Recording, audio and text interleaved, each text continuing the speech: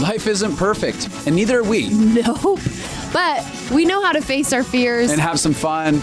and talk about all the messiest things of life. Like the messiest things.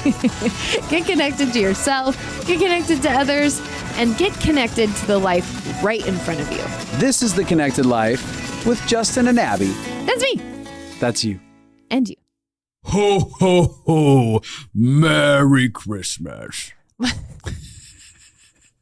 Sounds like you're like trying to be an old man and Arnold Schwarzenegger.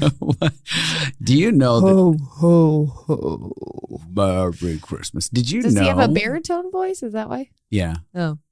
That's how I imagine my Santa. Ooh. He's pretty snazzy like that. Beautiful baritone voice. Hey, Merry Christmas, everyone. I know some of you will be watching this after Christmas, but this is our Christmas Day episode. I think no one will be watching this since it's not recorded on a Listening camera. to this afterwards. But we are, man, we're moving. It's been a year where we've been talking about the potential of getting this on video. We're moving much closer. I'm working on the studio right now. You're going to have YouTube videos. Actually, Woo. you can listen to this podcast on YouTube right now. Oh. It's kind of fun. But you'll be able to watch it soon. You'll be able to watch it. You'll see our beautiful faces. And by soon, I mean soonish. Soonish. We don't want to overpromise because I Nope. said soon and that was a year ago. To be fair, our plans got sideswiped. They really did. Yep. But it is Christmas Day for those of you who are listening to this as it's being released. And we're recording the day before Christmas. And we're having a lot of fun. Yeah. Getting ready for that. Yep. It's going to be a good day tomorrow. Yep. Or today if you're listening. Most likely after, because I would never listen to a podcast episode on Christmas. Some people do. And if that's you, hey, listen, right now, Christmas Day, if you, the first person that listens to this podcast on Christmas Day that And emails us at support@stumvalconsulting.com, We're gonna send you a gift. I'm going to send you a gift, but it has to be the very first person, whoever gets this. So if you're listening at 12:01 when it drops and you're like, dude, I'm emailing them and I'll announce the winner on the podcast. Yeah. Yeah. And I can't guarantee what you're going to get because I don't know what you're going to get because I just made that up on the fly. Oh, it'll be good though. Yeah, it'll be real good. Mm-hmm. It'll be a picture of me in a tub. Oh my gosh. Not nudiful. It's like, very eloquently, tastefully covered by the tub. Yeah, covered by the tub because we just shot a little promo for the promo in podcast. tub. Yeah, it was in the fun. tub. But we want to get into this conversation. I did want to tell you, I do remember a story when I was a kid. I was at my grandpa and grandma's house. It was the night before Christmas. Okay. And all through the house, not a creature was stirring? No, that's just silly, Abby. It's just silliness. So I was there. We would always go open like one gift and then some of grandpa and grandma's gifts and stuff like that, which was also a very like fun little thing to do, actually. Yeah. It was traditional and I really enjoyed that. But one night we're hanging out and all of a sudden there's like, I hear sounds on the roof. No kidding. And they said, I think Santa Claus is here. Aww. And I was like, I think he is too. But it was bananas to me because Santa wasn't supposed to be there until after I was asleep. Right. And it was clearly, I was not asleep. Nope. It was like 8 o'clock at night. Yep. I was like, what is this guy doing here already? He missed his time. Yeah, I haven't even put out the hot dogs and the Oh. cookies yet. Which I think is the weirdest thing your family did. Like Santa wants hot dogs. They're like, you know what that man needs? He's doing a lot of hard work. Let's give him some hot dogs. For all the problems Grandpa and I had, there was a couple of things that really went well between us. And it was putting out hot dogs on Christmas Eve together for Santa. That was fun. Do you think he made hot dogs for Santa because he just wanted hot dogs? Yeah, absolutely. But Yeah. we didn't make them. They were cold because him and I ate cold hot dogs. There were these big red ones that were like... This is worse and worse. You guys just ate them cold? They weren't like Oscar Mayer or nothing like that. They were like made at a deli. Oh, you talking down to Oscar Mayer, huh? Yeah. Anyways, so we hadn't even done that yet. And so all of a sudden, I hear a knock at the front door. And I'm like, wait a second. Is this real? Why would Santa knock? I don't, because he's polite. Because he doesn't just burst through doors. He could get his head blown off in America. That's why he knocked. It's a dangerous world out there. So all of a sudden, door opens up. And it's Santa. Oh my gosh. It is Santa. Oh. And he comes in and he's got a giant bag full of stuff and he pulls out gifts. And like, this isn't mall Santa with his crappy fake beard, which I know isn't real. Mm-hmm. This is real Santa. Obviously. Yeah. Okay. So I get a gift from him. It was the most amazing thing ever. What was it? I don't even remember the gift. Okay. The gift was Santa. I got to see him. No other kid was seeing Santa but me. You right felt there. really special. Yeah, it was amazing. Oh. But here's the thing. Okay. I don't think that was actually Santa. I think it was a guy who was extra large and had a big beard. So it was like somebody who genuinely in their own lives looked like Santa. Yeah, I don't think it was Santa. Like looking back as an adult, I'm like, I don't think that was Santa. And so, but for what it was beautiful for me as a kid. As an adult. Wait, did you go tell all your friends? Oh, heck yeah, I did. You're like, I saw Santa. He came to my house. Yeah. Were they jealous or were they like, no, it's not real? Here's the deal. Zach Ingstrom, if I remember right, who lived up the block, tried to tell me Santa visited him too. Oh. Which I told him he's a liar because Santa only came to me. But how would you know he only came to you? Because I'm special. Duh. And they said, no one gets to see Santa. This is crazy that Santa came to us. Oh, okay. So anyways, that's my story with Santa. He stole some of your special points. Well, I just want you to know that it happened. It may not have been the real Santa, but that happened for me. It was one of my favorite childhood memories, even if it was a farce. Yeah, okay? I love it. So it turns out that your parents believing in Santa didn't ruin your relationship with God. No. Not at all. Man, that was a wonderful little poke right there. Here's the truth. My parents didn't teach me about Santa, and I also didn't feel like that ruined my Christmases at all. I felt special in a different way. I felt like I know the secret that you guys don't know. Oh, really? Yeah. My parents told me about... What a sad childhood you had there. My parents told me about Saint Nick and how wonderful he was and how the legend started. And then that Santa was a legend birthed from that.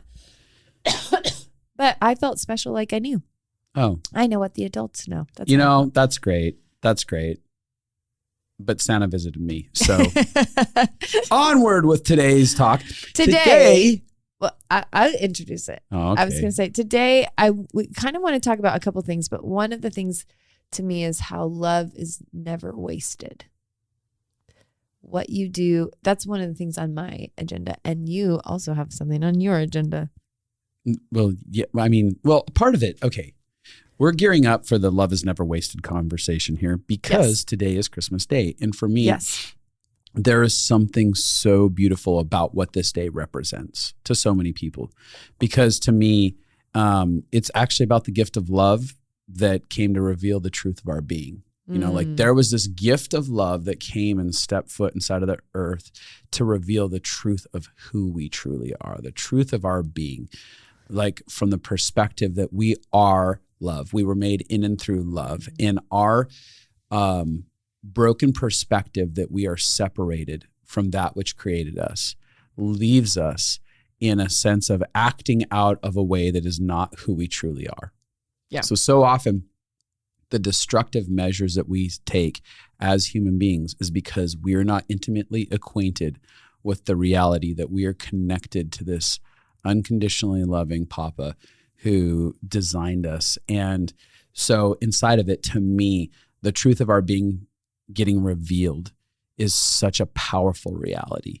And so it's special again, too, because like when I think about the birth of Jesus and the humility that was inside of it, not only the birth, but the entire life, but it begins at the way that God was birthed and the way that Jesus came into this world. It was this tenderness and this, we've talked about this before, but it's like he came in a way that met people from all walks of life, like could relate to the reality of, hey, I'm poor and I have nothing. I'm destitute and I'm broken in every way possible. And he says, yeah, And here I am in the most broken way possible in this situation that looks so scandalous. And we've talked about scandalous love. Here's this scandalous love where Jesus shows up and everyone's like, is his mom a whore? Did she sleep around? Right. Did they get knocked up out of wedlock? Like, what is this? And you see the display of love both in him, in his mother, and in Joseph, who chooses Mary, chooses Jesus, chooses the road of suffering that's right there.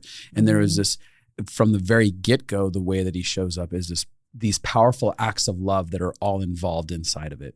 And to me, that's why Christmas is so special, is because it's a reminder that love found its way to us, that love is fighting for all of humanity, seeking humanity out. Yeah. Yeah, it is, to me, the beginning of pursuit. It's that God stepped into the pain and the suffering that we had so that we wouldn't have to be alone. I always loved Christmas so much because I imagined, like, you know, Israel had been waiting for a Messiah for years and years and years. They hadn't had heard anything from God in like 400 years. And I think I was like, I know what it's like to feel like, what is happening? And they were being persecuted by the Romans, and they were second-class citizens, and there was so much injustice happening. And I think I grew up just feeling like I know what suffering is. I know what trauma is and pain is. And kind of like, I kind of think of the Lord of the Rings. There's the trilogy. The second film I loved so much. It gets really dark. It looks like the army against them is going to prevail. It's hopeless. It feels so hopeless. And then all of a sudden, on the third day or whatever, like, you look up and the sky's part and there's Gandalf, and you're like, and like and there's light, and there's an army that he's brought to change, and you're like, oh my gosh, it isn't hopeless. Yeah. And I just remember that moment. I remember watching that episode over and over again. I mean, I watched all of them a lot, but that episode, there was such a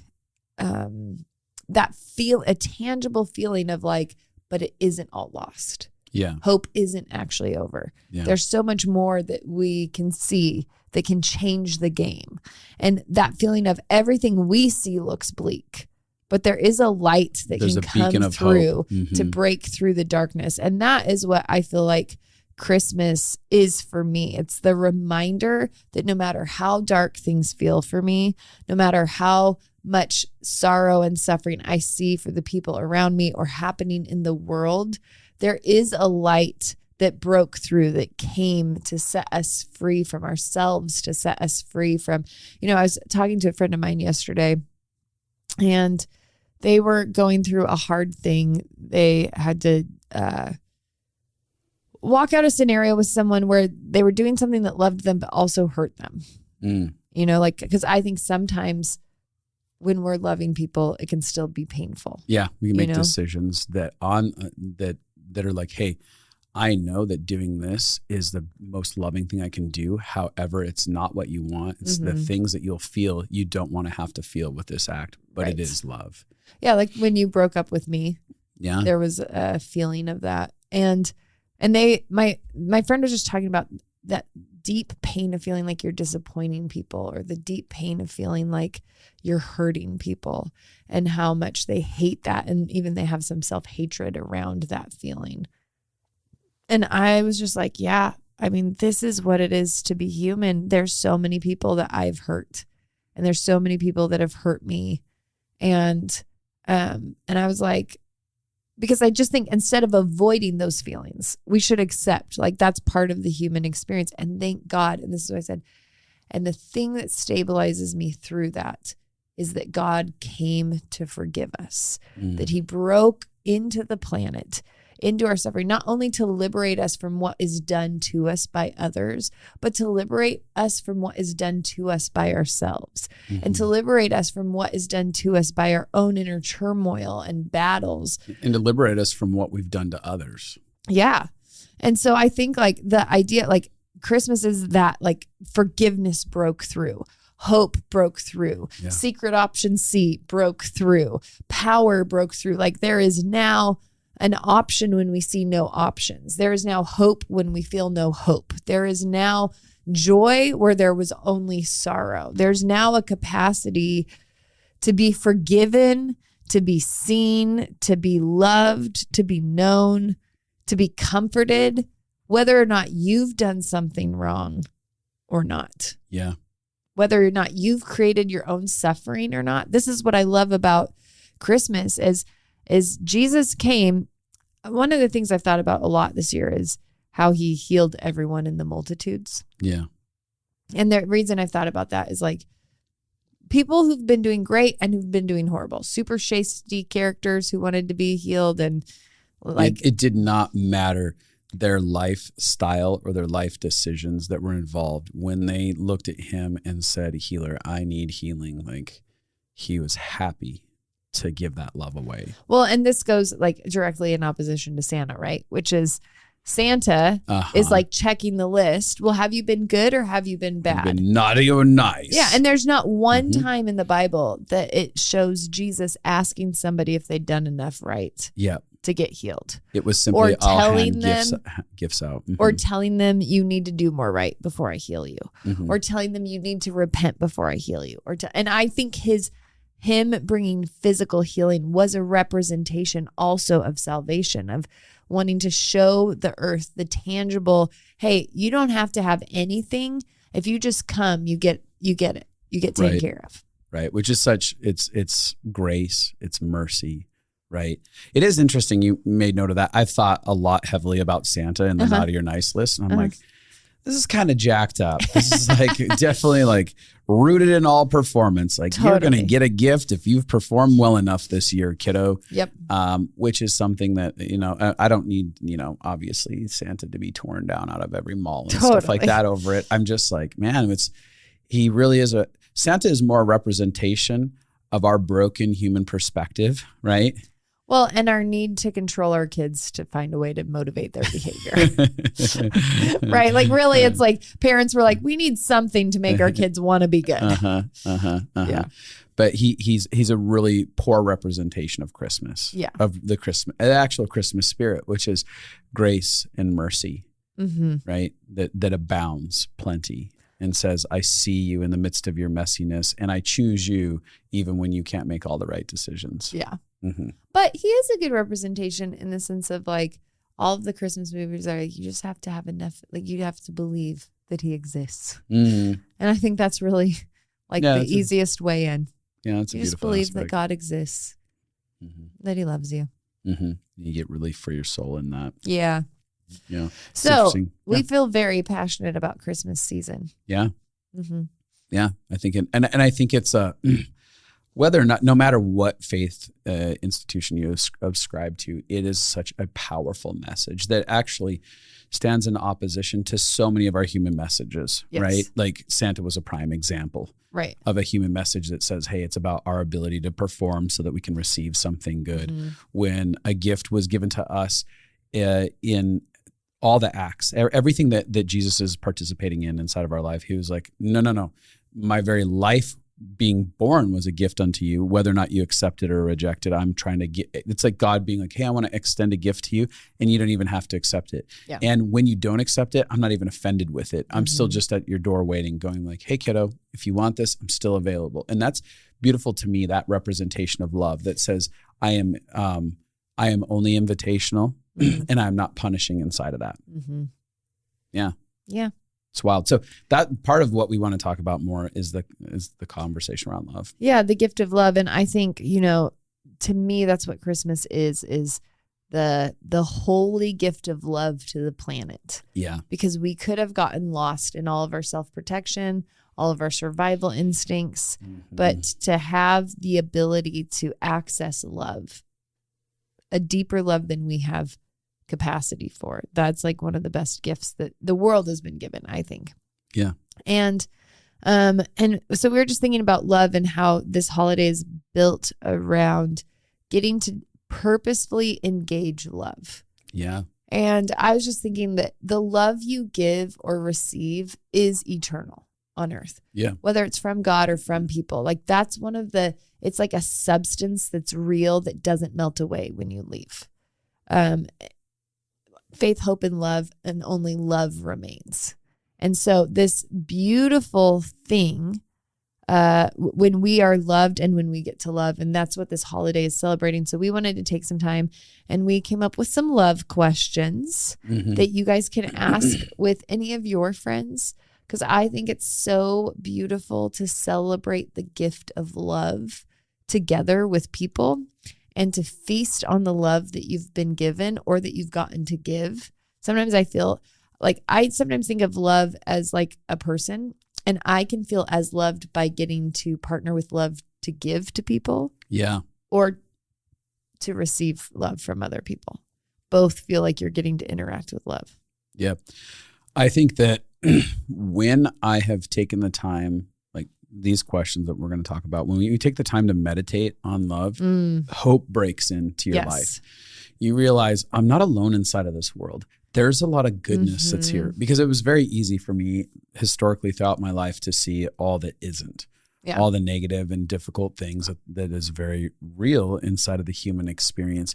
And what that perpetuated was a sense of loneliness, abandonment, a sense of like, I can never, like, what's the point of being here? And really meditating on every act of love all of a sudden not only changes your perspective and your approach to life, but it really releases you from these heavy chains that weigh us down in humanity. And so what it's given me when I've reflected on love is this ability to move through the hardest sufferings, the most difficult seasons of life, the betrayals, because I'm more aware of my connection to love than I am to the connection and experience of darkness and destruction and negativity.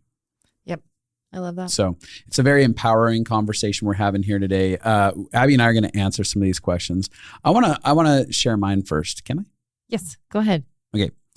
So one of the first questions we had is, who is someone that loved you well that you haven't thought of in a long time? Oh, okay. Who's someone that's loved you well that you haven't thought of in a long time? Okay, what are you saying? Well, I'm going to share mine. Yeah, you go.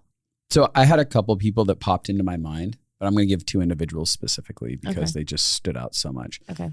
So there's this guy, Aaron Lorkey, and he had a house church up in Calabasas, California. And in my early 20s, I felt so much pain and abandonment and just like, I felt lost in life as a young man in LA, like doing film school and going through all that stuff. And I was like, I don't know what I'm doing with my life. I don't feel the parenting experience. Totally. Like as I'm alone. Yeah. And I don't remember how I met Aaron, but somehow I ended up at his house church in Calabasas. Yeah. And him and his wife, they had like business inside of the industry and stuff like that. Right. And they had a house church of about 30, 40 people.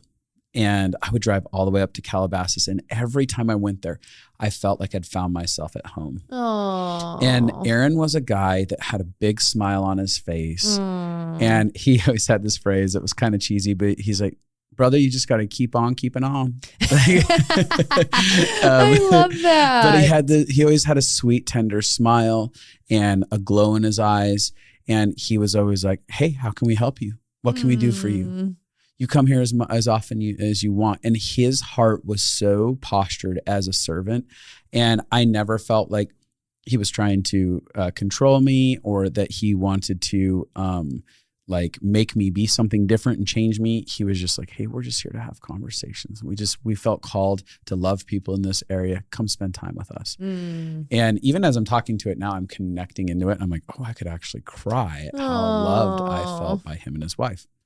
Well, and here's the thing that I love when I'm listening to that. I'm like, sometimes we're receiving when it's happening, and then sometimes we can see what the full gift was when we look back. It's true. Like it probably felt good, but when you're in the middle of life, things feel good, but you also realize all the things that aren't feeling good at the same time. And oh, absolutely. And you're not having the context yet. So I'm like, the beautiful thing I'm thinking when you're talking is you were only there for a season, right? Yeah, I probably spent like a year going up there. Yeah. And then that was it. And so this is what I was thinking. If you were those pastors and you were there for a year and then you were gone, they would never know that they left a mark of love on your life. Yeah. That 20 years later you are talking about. Yeah. And that is what I'm saying is beautiful about love never being wasted. Yeah. Is like we can impact each other. And I think sometimes we forget that we might have done something that impacted someone, whether or not we ever heard about it. You know, we've done a lot. We're life consultants. And so Justin's met with thousands of clients. And I can't tell you how many people would come for one session and then never come back. And you'd be like, oh, I guess that didn't really hit for them, you know? Totally. And you have so many people come back like 2 years later, 3 years later, 5 years later, like that session changed my life, you know? And I think that we don't always know, like love always impacts. Yeah. We don't always know how that's hitting for people. It leaves a mark, and whether that mark is conscious or unconscious, you know, because I think that there was a lot of marks that were left along my journey that I just wasn't aware of until I reflected. I think that that's one of the biggest keys to or most powerful things is looking back on our lives and asking ourselves, like, where did I feel loved and stuff like that? Like that's been monumental in my empowerment process is when I reflect and started gathering those realities in the past. And I'm like, it's everywhere. It's everywhere. There are people, so many people doing things, and I didn't know how to receive it. And that was one thing that I wanted to say is that oftentimes when you're in the moment of something, like you don't know how to receive I definitely enjoyed it and Sure. appreciated it. And obviously was like drawn to keep going back for a year. But I didn't know how to absorb the reality of it. I wasn't aware of like, no, this is something my soul desperately needs right now. And these people are handing it out freely. Yeah. Without any requirement. Yeah. I think we aren't always aware of how much we need and how much our needs are getting met because our brains are naturally geared to look at what we don't have. And so it's one of the reasons I like purposefully engaging, looking at how you are being loved, how you have been loved. I was thinking what we're doing now, even in these questions, is reorienting our brain away from threat towards safety, which is recognizing that there has always been love, which will actually calm your nervous system to be like, that means there will always be love, even if it's in different ways in different seasons. Yeah, through different people. Yeah. When people come and go, there's still going to be love that comes and presents itself to us. The other thing I did want to say, make a quick mention of is Derek. He was a roommate that I had, part of the Filipino gang I hung with. Not like gang, but the Filipino crew, which I'll talk about later. But he was my friend and roommate for a season, and he was just in what season? College? It was college, in Montana or LA? LA. Okay. And he was we lived in I don't know, close to Santa Monica, Culver City together, and he was always like praying for me. Aww. And he was a super tender guy who also was like very quirky and liked adventure. So we just go do wild things. Like we would dress up as random weird looking things, like put on weird clothing stuff and go down to Santa Monica and start randomly dancing and doing like funny stuff like that and videotape it all. Like he was just out for fun and playfulness. Wasn't self-conscious. Didn't care. Just did not care what people thought. And then he was just heartfelt. It was this constant heartfelt that he really was like, how are you doing, dude? And it was one of my first friends that was really interested in how am I doing inside of stuff. And I've lost complete contact with him. I don't know where his number is, but it's like he left a lasting impression that, And he was also like a cat. Once he was gone, you know? I love it because a lot of these people are like, he was not a perfect person. Like it wasn't like he only loved you in extravagant ways all the time. And that's what left a mark.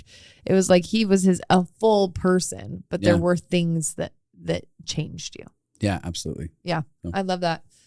Well, I thought of somebody that I grew up with. I grew up babysitting for them. That's actually how I met them. Okay. And my friend named Rochelle. So I started babysitting for her. And I think, there was a lot of different ways that she loved me. For me, as a teenager, I was so tormented and just needing something that felt like a healthy that felt like family. Yeah. Our family system was not something that felt like family. And so I think being a part of her kids' lives, and they would sit and talk with me for hours after which now I'm like, that's horrible. Like that's their sex time. I don't know why they talked to me after they got back from their dates. You know what I mean? Oh yeah. Mm-hmm. Like now as an adult, I'm like, no, I should have just I would be come kicking over the babysitter out as fast as possible. 100%. This is our time to have fun. Yes, I feel bad. But anyway, they would spend hours talking to me and they were so invested in my life and engaged. And actually, when I needed to buy a car, they decided to sell me one of their cars for $100. So it was like, oh, they gave it to they you. gave it to me. Mm-hmm. So, but for tax reasons, you know, or however it works. And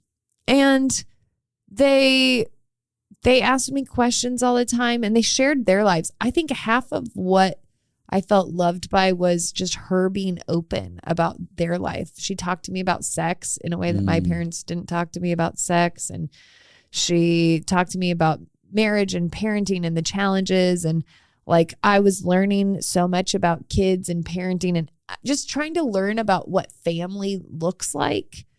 And she was available. Like it was just, she was open-hearted. It was like, you can come into my world and I'll share with you from my world and I'll be interested in your world. But it was a family atmosphere. And so she is very caring and compassionate. And there was nothing that I thought I could, and she lived like, she was not in typical religious boxes, which I grew up and I found some very religious boxes to live in. And she was not like that. And so she loved God, but just didn't get lost in some of the rules that I was lost in. The dogma.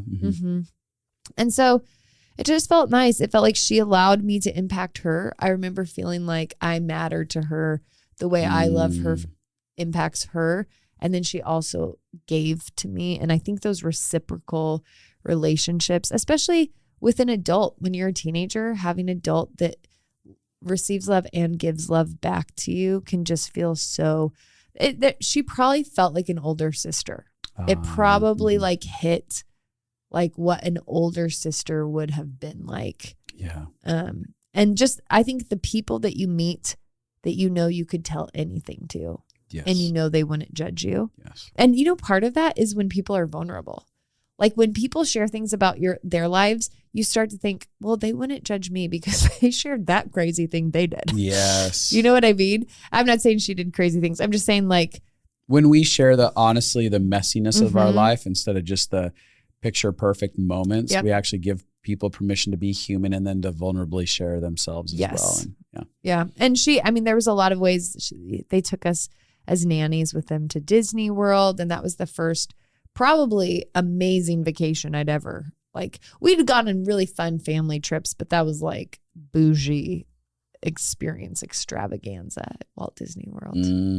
And so I have just so many good memories and we stayed in contact and I love her kids. And I think there's something about loving a family throughout the years that feels so beautiful. That's super cool. Yeah. What about the next one? I don't know what the next one is. Who is someone that when you think of them, you get emotional about how they loved you? You start. No, I just started. I just finished my story. I needed a little pause. I just talked for a long time. You know, this is one of our close friends in our lives, Courtney Felke. Oh, she's been someone in the last couple of years that has just been such a faithful friend to be there in the middle of my processing of whatever is going on inside of my life. And when I think about that, like, there's been no requirements to be anything other than my silly self that is just vulnerable and transparent. And the messiest parts of my conversations, she was just like, yeah, I love you, Justin. I'm there for you. And she's been a tremendous sister inside of my life. So when I think about her, I'm like, oh yeah, I feel like I could share anything with Courtney and she's just going to be like, yeah, I love you. I'm for you. So one of the things you're saying that makes love feel real is that ability to be known without judgment. Is that what you're saying? Mm-hmm. Yeah. Mm-hmm. That's something that leaves such a lasting impact. Like knowing that, like, hey, all these things there's not a lot that really disqualifies me in my own head. It is. This is normal human stuff. Yeah. It may disqualify me in other people's heads, right? Sure. but knowing that there's people that agree that I'm not disqualified. As I'm just like, this is what it is. I'm like, oh, it's so refreshing. And there's this promise of relationship that isn't going to disappear on you. And so that sense of there's a level of love that feels like the commitment to you in the midst of your humanity that feels very powerful. Yeah. And also you guys like to wrestle and play jokes on each other. That sounds so bad when I say it out loud, but like you guys are like very physically competitive. Like you'll throw socks at each other and oh, absolutely. And I like she'll all of a sudden it's that brother sister energy where she'll come up and attack me, and then or you'll hide to scare her. These are all the things that I'm like, do not do to me. You're like, I'm not interested in, which is funny because in marriage, I'm like, I want all of our touch to be like loving or sensual, not where I put my guard up towards which you, is incredibly disappointing.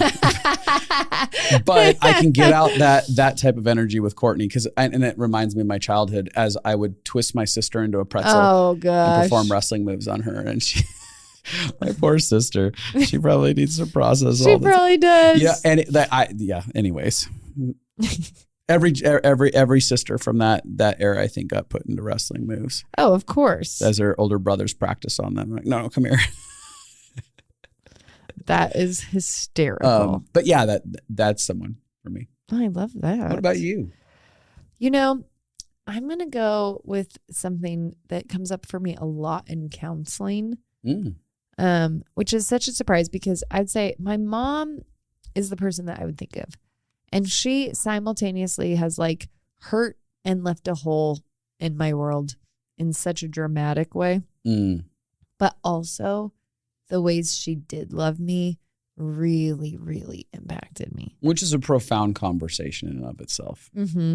I wish that people could get to that place. And it's years of process, but where I actually feel like I can hold both. I can hold, like, I can see so many of the negative repercussions that I'm still dealing with because of how she interacted with me. And I can see so many of the interactions that she did that I'm still benefiting from. Right. And that I get to, I was talking to my counselor this week and I was just telling her a story about my mom. My mom used to she was diabetic and she used to take cans of Ready Whip, the spray whipped cream. And she would the sweet whipped cream. And so she just carry it around. She just put it in her mouth. This is like when she's like 50s, 60s, she just spray it in her mouth to like eat some in the middle of the day or spray it on a spoon. She'd just have a spoon next to her recliner in front of the TV and she'd spray the whipped cream on it and then put it in her mouth or just spray straight. But then she would eat salad we're talking like get a salad pack, iceberg lettuce, and like the carrots and the salad mix from the grocery store. And then she just spray it with whipped cream because she felt like that was a healthy, it's healthier than dressing in her head. And like if she's eating the salad, shouldn't she get to eat the whipping cream? And she's like, it's sugar-free whipped cream. It's fine with my diabetes. And, but I was telling my counselor that because I think that that's like such a funny, quirky story about my mom, but really shows a little bit about her personality. And one thing that we were talking about, so my counselor's an SE counselor, and so they can make you do all kinds of weird things. They're like, stand up and do this, shake this out with your body, or fall into the couch like this, or, And she was like, oh, I can tell you don't care about any, like, you're not going to be weirded out by any of that. And I was like, oh, totally. And she's like, I can tell your mom beat to her own drum and she gave you permission to beat to your own drum. And I was just thinking about how true that is. Yeah, what a beautiful gift it is too. That I really, really could beat to my own drum. And there's just so much, like when I think about me as a little girl, there were so many ways that she loved me. That lasted like she cuddled with me. She rubbed my head and my neck and she sang me songs and she told me stories. And she played pretend with me. And, you know, and for those of you moms listening, like that stuff stays with you. Like it may feel so thankless. I'm sure it does, because kids are never like, well, they are sometimes like, this is the best, but you don't know how much it's stacking up long term. Right. But I'm almost 40, and this is something that is really deeply affecting me still, is the ways that she loved me. Oh, that's so good. I like that you shared that. Mm-hmm. Okay. The next one. You want me to do it? Yeah. We got to go back and forth. Who is someone, I'm going to be stuck on this rotation, huh? Yep. Who is someone that has impacted you that you haven't told lately? Oh. So I have someone that came to mind that was very impactful in the way that they love me. And it was our old roommate, Caleb. Oh. He came to mind, and he was such a gentle soul. He was a year or two older than me, I think. And we haven't talked in years since we basically moved out. Like we lived with him for what, a year and a half? Is that something like that? Year and a half or two? And then once we moved out, it was never talked again. Well, there's some people that we're not all, you have to have an initiator for like distance. They don't live here anymore. You have to have an initiator for distance relationships to stay. Totally. And neither you or him are the initiators. Totally. But we we live together, if you saw him, you'd feel so much love for him. Absolutely. Yeah. Fond, heartfelt emotions towards one another, right? But there was something about him. Like I tell a story often about how he taught me how to float on my back. I didn't know how to float on my back. And we were out at the lake, and he was like, well, I'll teach you how to float on your back. I was like, okay. And it is what it sounds like it is. Get on your back, and I'm going to hold you in my arms. And it's two grown men, and I'm being coddled, and there's a whole like beach full of teenagers watching me just being held in his arms. But there was nothing about him that felt like he like couldn't do it. Like he wasn't like, oh, I don't want to hold another grown man in my arms right now. There was this fathering element that always existed within him. And he was able to so patiently sit there with me. And he was like, you can take as much time as you need. I'm not going anywhere.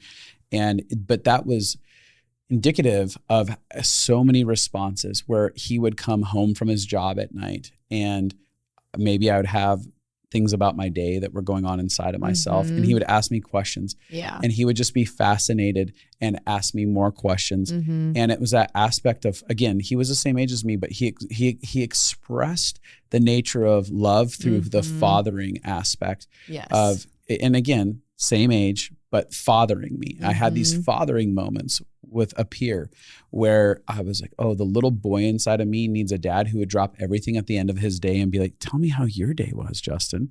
Which the other fascinating thing about him is that he was a teacher for like first, second, third graders and stuff like that. So like, he's used to teaching. He's like coming home to the giant kid in his house. But he never judged me, and he always asked really good questions, and he was emotionally like how would you stable, yeah, consistent, patient, kind. Yes. Yeah. And that was a phenomenal expression of love that I received through him in that season. Well, I think you'd probably never lived with somebody who was that emotionally consistent. Yes. Like things were pretty volatile in your childhood, and then you married me, and I was up and down a lot. And he, I think possibly, like, I'm not sure if this would be true for you, but might have been one of the safest, most stable people you'd lived with up till Absolutely. Then. He was complete. He was a tangible representation of stability. Yeah. Even on his most difficult days and problems, he was steady. Well, he like allowed himself to have feelings, but they weren't explosive. Yes, and they didn't erratic. Control him at all. And that was a really beautiful thing. And his approach to life, I remember that there were people that he was related to that sometimes talk poorly of how he approached life. And I was always really dismayed at how they talked about that, because I was like, this person, you're lucky that you have this person in your world because he's consistent. Yeah. Yeah. Yeah. That's the interesting thing about everyone, right? Is everyone has gifts. and strengths. We're not saying consistent people are the best people on the planet, because there's also drawbacks. There was like people that wanted more passion and more drive for life. Right. And I think that there's people who've been very passionate and driven for life. But then there's also people who are really consistent. And I think the goal is to not see what you're not, but to start to look at what you are and what you have to give. Yeah. Knowing that there's all different kinds of personalities that really impact us. Yeah. Yeah. What about you? Did one pop into your head? Okay. Someone which one is it?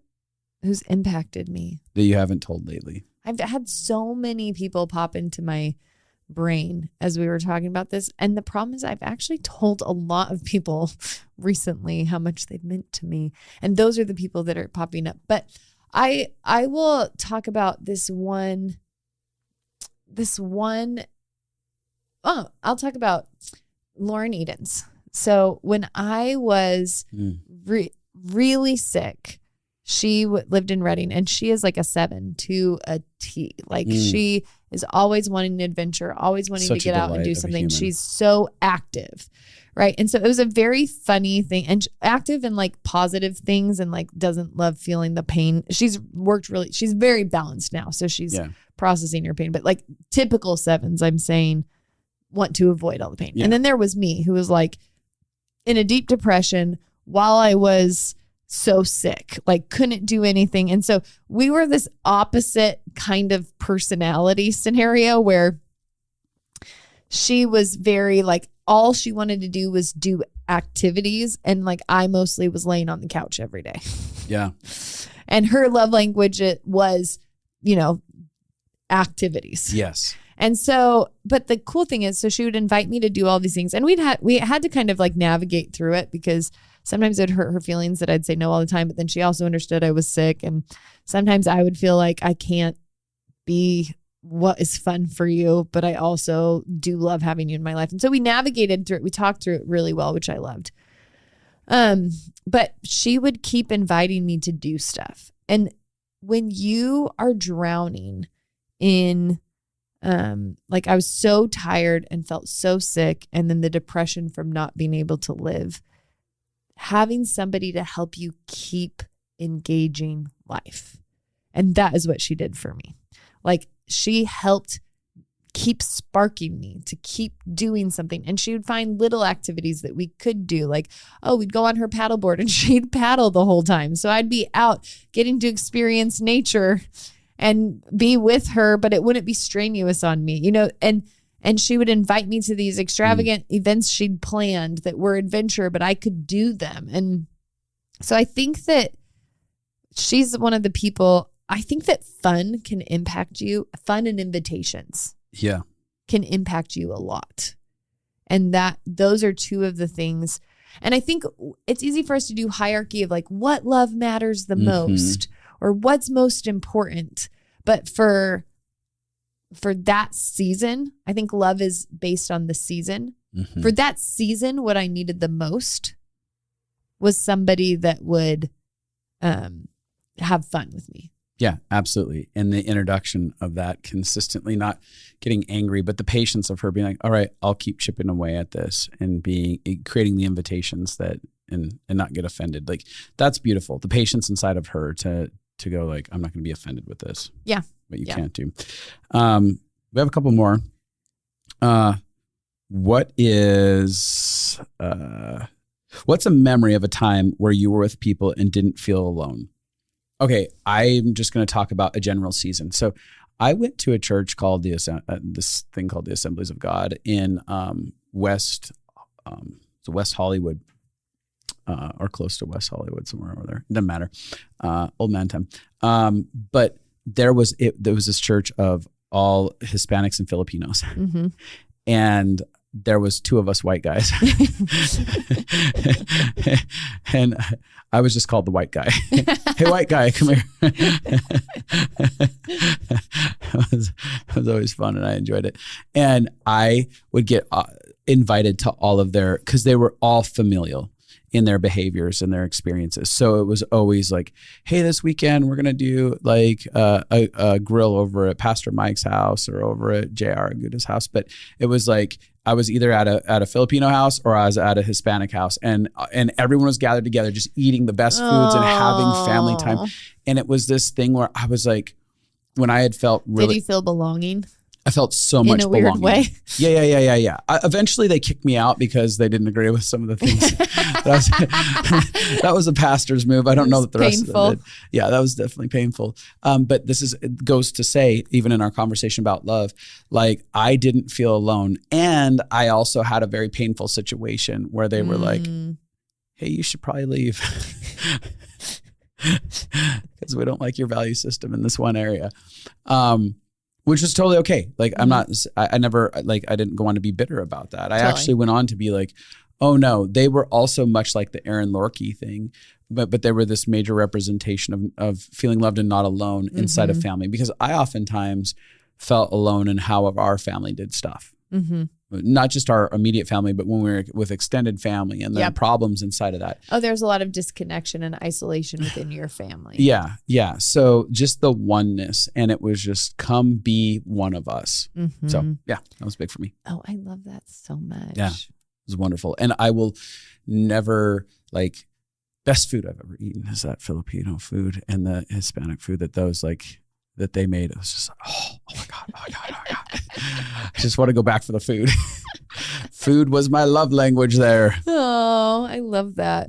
Yeah, that's a good one. Food is a great way to love people. Yeah, I'm going to bring up a funny one, but I thought about several different things. There's so many different angles you could go with this. But when I lived with Pizzi's family, she actually moved out, which is so funny. We lived together for 1 month, and then she moved to the town I left, and I moved to the town she left, which is a funny swap.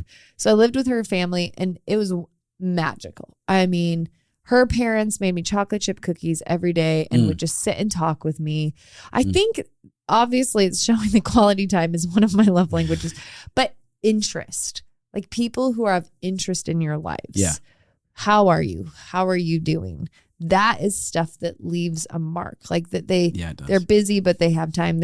And food again was one. But I was actually thinking about football and sports and how like there were TV shows that we would watch that actually can create like life rhythms. Like we'd all be together and we'd all discuss it, and we'd all we have a lot of memories around that TV shows or like football. And even now, football is a time when I often don't feel alone. Like I'll have a few friends that I interact with all season long, and we're talking and excited about the games and what's happening. And there's something about that, which is so funny. Football friends make me feel less alone in the world. But it's like you kind of get some things from childhood that just feel like, you know, we always watched football together as a family. When I was growing up with my dad and sometimes my grandpa and my mom. And it felt like something we all looked forward to and enjoyed. And that has just continued throughout my life. And often me and my dad will text about the game or what happened. And it just ends up feeling like and that's why I think in this conversation, I'm wanting people to remember that love comes in so many various forms. Yes. And to remember that things that can feel like everyday life to you might actually be creating a safe place or loving the people around you. Yeah, that's really good. I have one. You do? Yeah. When is a time you did something intentional for someone else and felt filled by it? Because I think it's important. We've talked a lot about how people have loved us. Yeah. But I feel as connected, if not more, to love when I'm purposefully loving others. Okay. Well, this is kind of a random situation that happened, but it was, I don't know, it was during Christmas time in the winter. I end up going down to the offices, and it's like snow is out and stuff like that. And we have a stairwell that goes up to our offices that has like a gate that's locked. And as I get to the gate, I can see that someone's in the stairwell sleeping in like sleeping bags and stuff like that. And of course it's like one of those, like, how did you get through my there's some of those emotions because we've had problems inside of that space. And I'm like, these people have this person must have a difficult time, or person at the moment. Right. And, So you're saying you had a gut reaction. yeah, of like, I have a gut reaction. This feels like a threat because I've actually had a lot of vandalism towards our office and unsafe situations and police needing to be involved. Yeah, absolutely. And you're like, how did you get past my gate? And I'm feeling frustrated and unsafe about that. Absolutely. But I'm going to take a second and go past that feeling. Absolutely. So I end up walking up the steps and I see that it's two people cuddled up together, and it's a man and a woman, and you can see that like they wake up, they see me, and there's a lot of like shame. You can feel the shame on their faces, and I can also feel the essence that they're not just drugged out, like they've been through a process. So I end up sitting down, talking with them for a while and finding out their journey. And it was a very precious moment as they opened up their heart and their lives to me, and we teared up together and stuff. And I just felt this unction inside of me to like go get them like $1,000 in cash. So I went and I did that. I come back and I'm like, I want to give this to you. I want you to go get a place to stay for a few nights and really get cleaned up. And they're just like crying their eyes out. And they're just, and in this moment, it's like Didn't they buy you a gift with the money and come back and bring it back? They ended up coming back and leaving a little gift. I don't know that they bought something, but they wrote something and they made a nice little thing that they created for me. But that's very sweet. They left it there for me. And it was one of those moments where I'm feeling filled, not because I think I'm so awesome at what I did, but I could feel the partnership with heaven when heaven created the invitation, like, hey, put your heart posture on differently as you walk through this gate. And hey, would you go get this? And would you do this for them? And I'm like, oh, I'm getting to get impacted by the impact of love that's happening inside of it. And it was a very special moment for me. I love that. Like, I feel like moments like that, when we get those moments, they're invitations for us to have an encounter with God. And partner with God and have an encounter within ourselves. So to me, they're always gifts to me. Like anytime that I get to give something away or love in a way that feels extravagant to me, it's like, I'm getting this gift to do this. Totally. I'm not sacrificing anything. Yeah, I do think, I have often thought that when God gives you a divine appointment, it feels like a gift from God for me, even if the divine appointment is to love someone else or pour into somebody else. That feels like a gift to get to experience that love together. Yeah. I think for me, I was thinking about 1 year. So we really love the principle of sowing and reaping. Like, I just believe in it. What you sow into, you reap. And so we decided 1 year to take a little bit of money, and it wasn't a lot. We didn't have very much back then. I think we were living on one salary, one church reception salary. And Abby's salary. Yep. And, but we decided to take a little bit of money, and we decided to, I think, come up with maybe like I don't remember how many, a few different people. They were like, who do we want to sow into? And then we wrote them cards about like maybe we gave, $50 to somebody, but that the money wasn't the amount. It was the card that we wrote with it. This is what we see in your life. Yeah. This is what we believe for you. This is what we know is happening. Like this is why we want to sow into you. Like, which was really a statement of our belief in them and who they were. And like the feeling of like, and I'm going to put my money where my mouth is. I'm not just going to tell you that I believe in you and that I think you have greatness inside of you. I'm going to actively sow into it. And the idea for me of sowing and reaping was like, I can sow into something for you and help you get something. Yeah. And also what I sow into for you is something I'm sowing into for myself. Like when I give you money because of this thing I believe in and for your life, like maybe I'm like, you guys are impacting marriages in a really meaningful way, then I'm sowing into that in our own life. Yeah, the impact of marriage. But I thought it was so much fun, me and Justin just sitting there thinking about who we would want to do that with and then why we would want to do it. Like we just spent a bunch of time writing it out, creating it, and it was so much fun for us. Yeah. Yeah. I think some of my favorite memories, some of my favorite marriage memories are coming up with ways to love other people. Yeah. Mm-hmm. Yeah. We're going to wrap this up pretty quick. We got it here, but What's one gift that you've given that you were excited to give? For me, I'm going to say that was a car that we gave away. Oh, well, yeah, obviously. That one, not because it was a car, but because I could see the impact on it and just like the need. There was a need that was deep, that was needed to be met. Mm-hmm. And that was something of like, oh man, I can't believe I get to participate in this.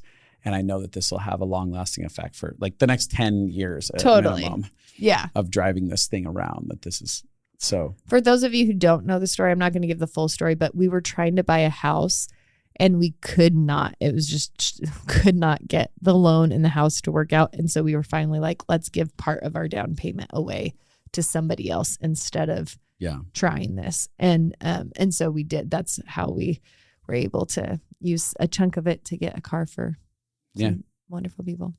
It was really good. Yeah. I mean, I have so many different gifts that I've loved giving and being a part of for other people, but I'll think one of them is this. There's this woman, and I don't even really know her. She's your mom's friend.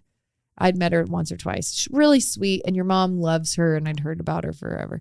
And she lived in Redding, and she'd never had a birthday party. She was like 40, maybe something. Like she was older. She'd never had a birthday party.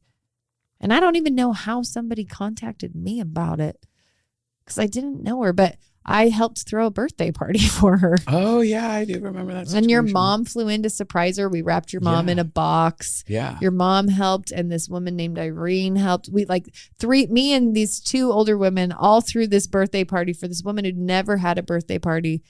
And it was so much fun. And I didn't even know her. She wasn't, awesome. But it was so fun. And she was like such like a little kid at Candyland. She was so happy and so receptive. And it was so much fun creating an experience for her. Yeah. Yeah. So good. What's one gift you've received that impacted you? I have mine in my head. Oh, go ahead. There was an action figure, G.I. Joe action figure named Psych Out. Psych Out was a mental warfare specialist. Oh. And my dad got me Psych Out as a gift. Oh. He personally went and picked out Psych Out and brought it to me and gave it to me. And it felt really special as a kid because I was like, my mom, when it came to like gifts and stuff like that, she did most of all that stuff. And she was great. Birthdays, Christmas, wonderful.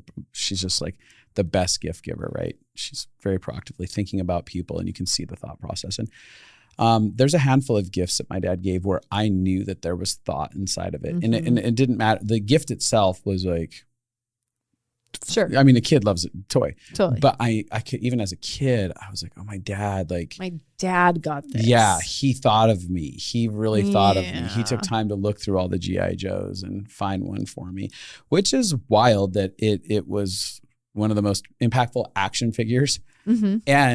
And what it represented. Yeah. Like years later. How crazy. Your dad probably didn't even know. No. Yep. Not at all. So, in fact, just as I was kind of thinking about some of these questions before we got on here, I got online and found a vintage one that had never been opened, and I ordered it for myself. I was like, oh, this really did have a lot of impact. A tribute, and I'm going to hang it on my wall. Oh, I love that. Yeah. One of mine was a friend of mine gave me one of her rings, which is such a, I was in a season where I had actually multiple times felt like I'd gotten these experiences with God around diamonds. And it was such a hard season in my life.